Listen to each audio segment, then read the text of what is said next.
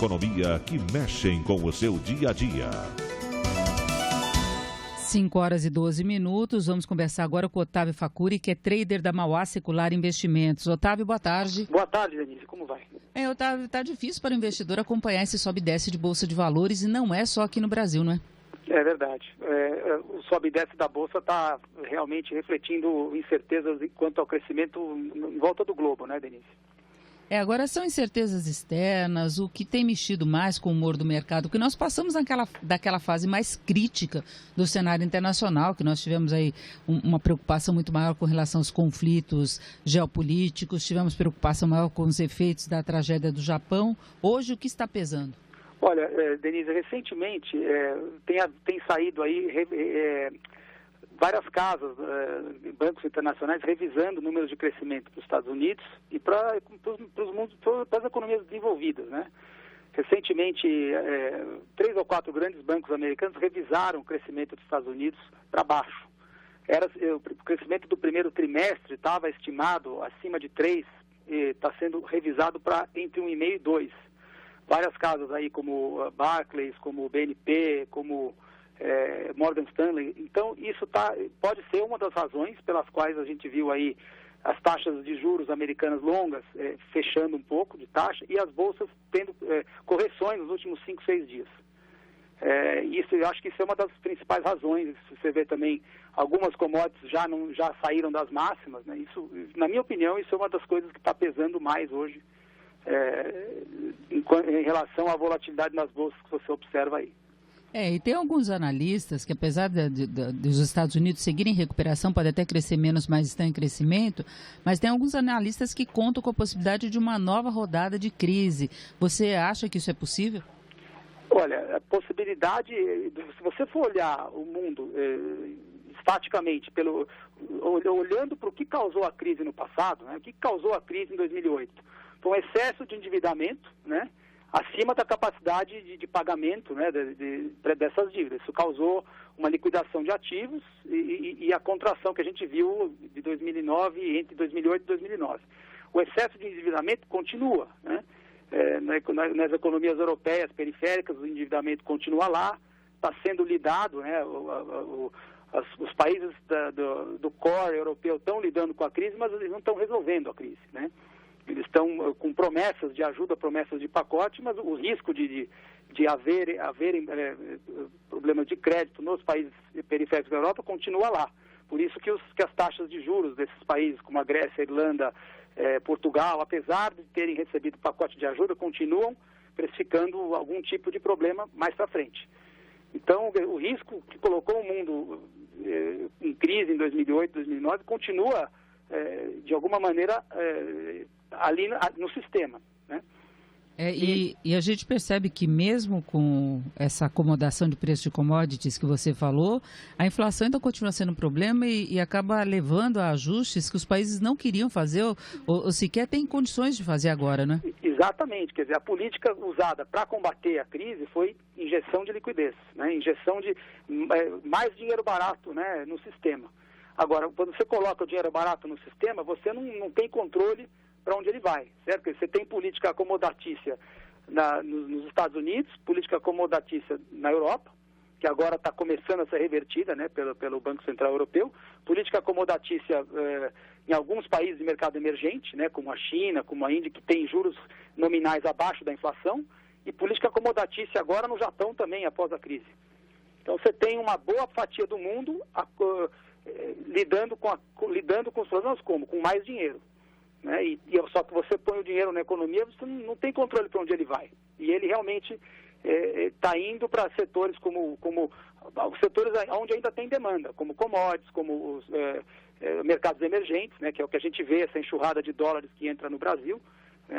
Isso é fruto da política acomodatícia expansionista dos mercados desenvolvidos.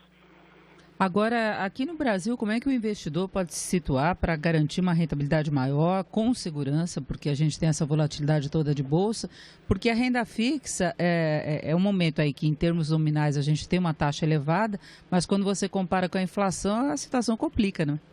Olha, do ponto de vista da Bolsa, você mencionou a Bolsa, assim, a Bolsa no Brasil, ela tem sido, ela não tem performado, né? Assim, a gente viu nos últimos 3 ou 4 meses a Bolsa americana subir pelo menos 10, 15%, e a Bolsa brasileira de lado, né?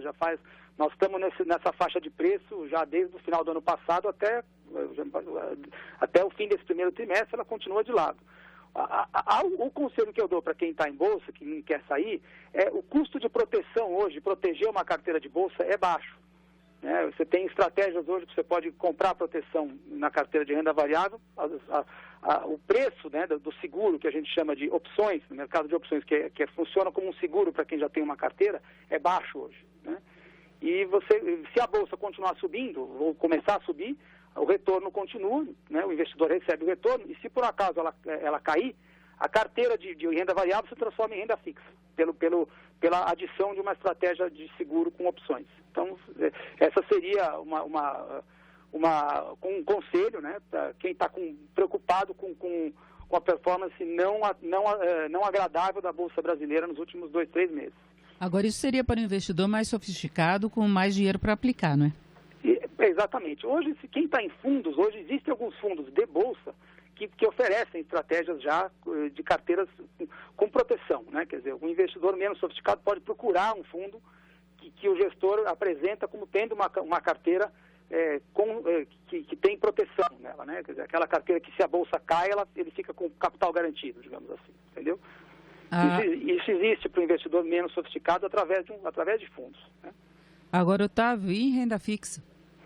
Olha, a renda fixa nós estamos vendo aí a queda de braço, né, entre o mercado e o governo em relação à inflação, né? O mercado preocupado com a inflação de curto prazo, preocupado com os alimentos, preocupado com alguns setores que estão com uma demanda aquecida no país, né?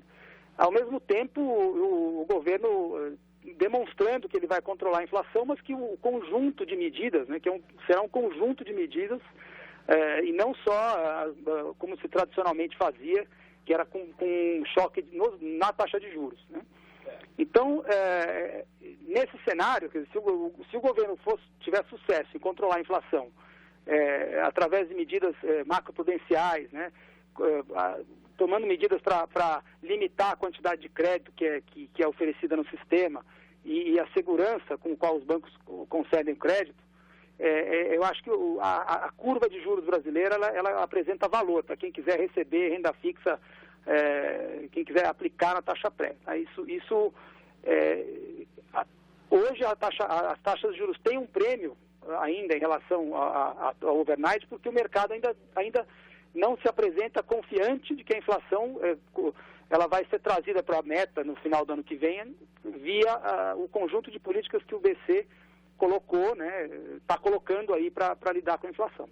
Mas, na nossa opinião, as medidas vão surtir efeito, né, a opinião nossa, a opinião da casa aqui, que elas vão surtir efeito, e por isso, por essa razão, os prêmios podem estar um pouco exagerados, né, existe valor em receber, em aplicar em renda fixa hoje no Brasil. A grande preocupação é que a política não surta o efeito e depois, mais à frente, a inflação em alta exige um aperto mais pesado, né? Exatamente. Porém, a gente já viu, por exemplo, uma mudança de política do governo. O governo estava fazendo um esforço maior para manter o câmbio na nível de 1,65. Recentemente, ele abortou esse esforço, né? Deixou o câmbio escorregar para baixo. Nós estamos hoje a gente teve uma valorização de 5% ou 6% aí no câmbio em 2 semanas, né? Viemos de 1,65 para 1,58. Né? Pelos modelos que o BC apresentou no relatório de inflação, essa valorização na conta dele já é um fator a mais para poder facilitar a convergência da meta de inflação em 2012. Então, se você colocar isso na conta, se você colocar na conta que as medidas macroprudenciais, os aumentos de IOF, né, para concessão de crédito ao consumo, e o IOF na captação externa, tudo isso serve como uma política de tentar diminuir a quantidade de concessão de crédito, né? E, na nossa opinião, isso vai surtir efeito, porque em 2008, quando a crise mundial chegou no Brasil, você teve um trimestre aqui de um volume alto de demissões, um medo do país entrar em recessão, imediatamente houve uma expansão de crédito ao consumo, crédito ao investimento, e a nossa economia pegou e não entrou em recessão e a gente expandiu, mas foi principalmente via concessão de crédito. E o que o governo está fazendo hoje é tentando limitar, tentando trazer para níveis menores a concessão de crédito, exatamente revertendo aquilo que ele fez em 2008 para expandir a economia, para não deixar entrar em recessão. Então, se a gente acreditar que o governo vai ter o mesmo sucesso que ele teve lá atrás, quando ele precisou expandir o crédito, ele expandiu, se a gente acreditar que ele consegue, através dessas medidas, contrair o crédito, ou reduzir a quantidade de crédito, principalmente ao consumo, dá para acreditar que a inflação vai chegar à meta em final de 2012 sem ele ter que exagerar na dose de juros, né? Sem ele podendo ser gradualista como ele está sendo, como ele está demonstrando que vai ser pelos comunicados oficiais, né? E qual a sua previsão para o aumento da Selic semana que vem? A nossa previsão é que a Selic vai subir 1/4 de ponto, ou seja, 0,25%. Já é um aumento pequeno e para por aí? Olha, a princípio, a indicação é que ela pode ter mais uma de 0,25 depois. Mas ele se dá o luxo de dar 0,25 e observar para ver se as medidas macroprudenciais estão surtindo efeito. Alguns setores estão reportando um desaquecimento já, tem algumas notícias. Outros setores, outros setores são setores que o efeito é secundário, como alimentos e petróleo, é exógeno, né? Você não sabe o preço mundial do petróleo, o preço mundial das commodities. Mas você tentar combater inflação causada por isso, é muito difícil se o preço vem de fora. Então ele tem que acomodar o efeito secundário desses dois fatores e combater a inflação que vem pelo excesso de demanda, o excesso de consumo, né? E nessa, a oferta de crédito tem muito a ver, né? Tem muito a ver com a demanda. Então, e ao mesmo tempo subindo o juro para mostrar que para passar a ideia para o mercado que ele não vai abrir mão do instrumento monetário de aperto na taxa também para controlar a inflação. E tentar mudar com isso a expectativa dos agentes. Tá certo, 5h23. Nós ouvimos o Otávio Facuri, que é trader da Mauá Secular Investimentos. Otávio, muito obrigado, uma boa tarde. Obrigado, Denise, boa tarde.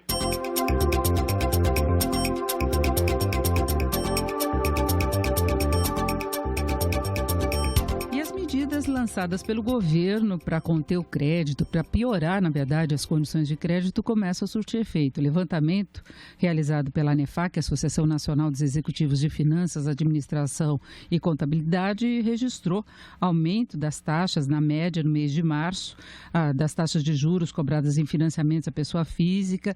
Em relação ao mês de fevereiro, a alta foi de 5 pontos na média. Vamos falar sobre isso com Miguel Ribeiro de Oliveira, que é o vice-presidente da ANEFAC. Miguel, boa tarde. Boa tarde, Denise. Boa tarde, ouvinte da Jovem Pan. Bom, Miguel, essa reação dos juros no comércio, no sistema financeiro, já era mesmo esperada em função das medidas lançadas pelo governo, não é? Mas eu queria saber em quais linhas que o consumidor hoje vai encarar uma elevação mais forte de juros. Bom, na realidade, a Constituição do cartão de crédito manteve a sua taxa de juros inalterada em 10,69% isso, que representa 238,30% ao ano. Todas as demais taxas de juros subiram no mês, Denise. A maior alta nós tivemos no cheque especial, cuja taxa média passou de 7,68% ao mês para uma taxa de 7,78% ao mês, uma alta de 10 pontos. O que representa, nesse caso, o 7,78 representa 145,73% ao ano. A segunda alta que nós tivemos foi o empréstimo feito pelas financeiras, que passou de uma taxa de 9,44% ao mês para 9,52% ao mês. Nesse caso, a taxa ano é de 197,80%. Houve, então, nesse caso, de fevereiro para março, uma elevação de 8 pontos. Depois, em terceiro lugar, a maior alta foi no financiamento de veículos, cuja taxa passou de 2,34% ao mês para 2,39% ao mês. Uma alta de 5 pontos, e essa taxa de 2,39% representa uma taxa de juros de 32,77% ao ano. E depois tivemos os juros do comércio, que subiu 4 pontos. No caso, a taxa foi de 5,60% ao mês para 5,64% ao mês. Ou seja, todas as taxas de juros subiram, tanto pessoa física como pessoa jurídica, com exceção do cartão de crédito, que pelo fato que as taxas já estão altas, e elas têm ficado estável ao longo desse tempo todo em 10,69%. Agora, Miguel, na comparação com a situação que nós tínhamos um ano atrás, algumas taxas ainda continuam mais baixas, não é? Não houve o repasse integral de aumento da Selic, das medidas lançadas pelo governo, não é? Exatamente, ou seja, na realidade, assim, essas altas são mais recentes. Esse ano nós tivemos essa segunda alta, tivemos em janeiro uma alta, em fevereiro as taxas até chegaram a apresentar uma pequena redução,